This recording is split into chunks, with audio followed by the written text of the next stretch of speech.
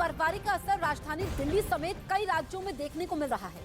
मध्य प्रदेश के छतरपुर में पारा 0.2 डिग्री सेल्सियस तक पहुंच गया है, जिसकी वजह से वहां ठंड का कई सालों पुराना रिकॉर्ड ही टूट गया है। बिहार की अगर हम बात करें तो बिहार की राजधानी पटना में शीतलहर और घने कोहरे की वजह से कई फ्लाइट्स में देरी हुई है। तो 3 तस्वीरें आपके सामने हैं और तीनों तस्वीरों में साफ नजर आ रहा है कि सर्दी का सितम है। शीतलहर को लेकर के अलर्ट भी है। दिल्ली में लगातार ठंड कई सालों का रिकॉर्ड तोड़ भी रही है। और दिल्ली में अगर हम बात करें तो परसों यानी कि गुरुवार का दिन शिमला से भी ठंडा रहा था। इसके अलावा छतरपुर में भी लोग अलाव के सहारे जी रहे हैं।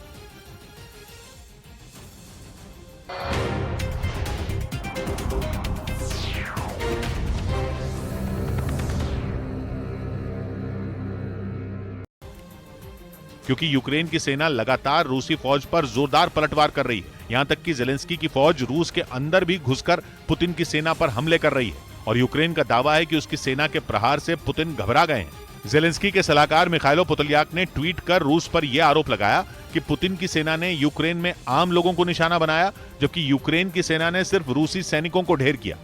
उन्होंने अपने ट्वीट में यह भी लिखा कि सबसे पहले रूस को यूक्रेन की कब्जा की हुई जमीन छोड़नी चाहिए, उसके बाद ही उसे सीज फायर का ऐलान करना चाहिए था। और यूक्रेन का यह भी आरोप है कि इससे पहले उसने 25 दिसंबर को क्रिसमस मनाने के लिए युद्ध रोकने की मांग की थी, लेकिन तब रूस ने उसकी मांग ठुकरा दी थी।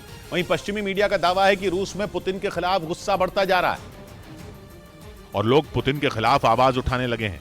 पश्चिमी मीडिया के मुताबिक रूस में लोगों को जंग लड़ने के लिए जबरन सेना में शामिल किया जा रहा है, जिससे वहां नाराजगी बढ़ती जा रही है। और माना जा रहा है कि सीज फायर से पुतिन देश और दुनिया में अपने विरोधियों को यह संदेश देना चाहते हैं कि वो जंग नहीं बल्कि अमन चाहते हैं। इसीलिए उन्होंने अपनी तरफ से सीज फायर का ऐलान कर दिया। पश्चिमी मीडिया यह भी दावा कर रहा है कि पुतिन के इशारे पर ही ईसाई धर्मगुरु पैट्रियार्क किरिल ने युद्ध विराम की अपील की, ताकि पुतिन आगे ये साबित कर सकें कि उन्होंने जंग रोकने के लिए शांति की दिशा में कदम बढ़ाया था। इधर सीज फायर के दौरान युद्ध खत्म करने के लिए रूस और यूक्रेन के बीच बातचीत का मुद्दा उठा।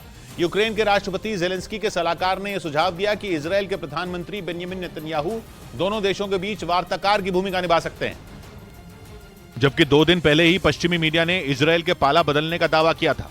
पश्चिमी मीडिया के मुताबिक जब से बेंजामिन नेतन्याहू की सरकार बनी है तभी से इजरायल का रुख बदलने लगा है, क्योंकि इजरायल के नए विदेश मंत्री एली कोहेन ने अपने भाषण में सार्वजनिक रूप से रूस की निंदा नहीं करने की बात कही थी, जिसे यूक्रेन के लिए एक बड़े झटके के रूप में देखा जा रहा था। लेकिन अब ज़ेलेंस्की के सलाहकार मिखाइलो पोदोलियाक ने दावा किया कि सीज फायर के दौरान जंग रोकने के लिए इजरायल के प्रधानमंत्री बेंजामिन नेतन्याहू वार्ताकार की भूमिका निभा सकते हैं। हालांकि उन्होंने रूस पर यह आरोप भी लगाया कि पुतिन बातचीत की आड़ में यूक्रेन का आत्मसमर्पण चाहते हैं, क्योंकि एक रोज पहले ही पश्चिमी मीडिया ने यह दावा किया था कि पुतिन यूक्रेन से बातचीत के लिए तैयार है।